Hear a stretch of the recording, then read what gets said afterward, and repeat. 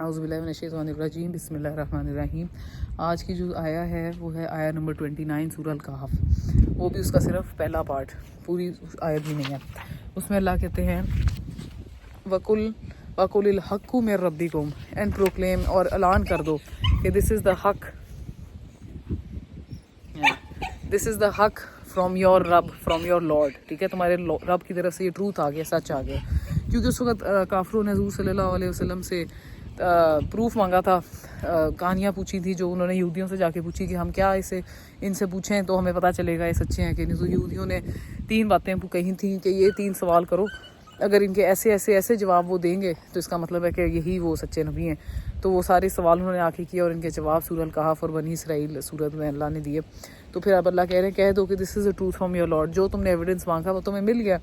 اب آگے اللہ کیا کہہ رہے ہیں، فمن شاء فلیؤمن، اور پھر جو چاہے then whoever wills let him believe، اس کو ایمان لانے دو۔ ومن شاء، اور جو چاہے فلیکفر let him disbelieve، ٹھیک ہے۔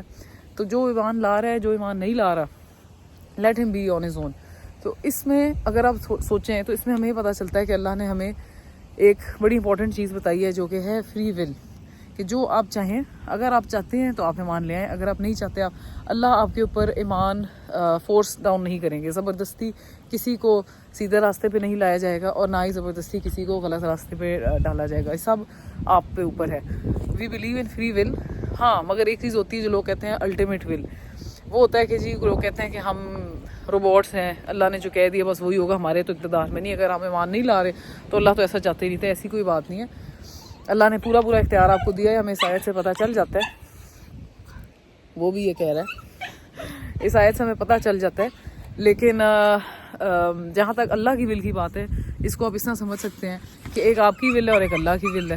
اللہ کی ول کے اوپر سے کوئی نہیں کچھ کر سکتا، ٹھیک ہے۔ اللہ کی ول ہماری ول پہ حاوی ہے۔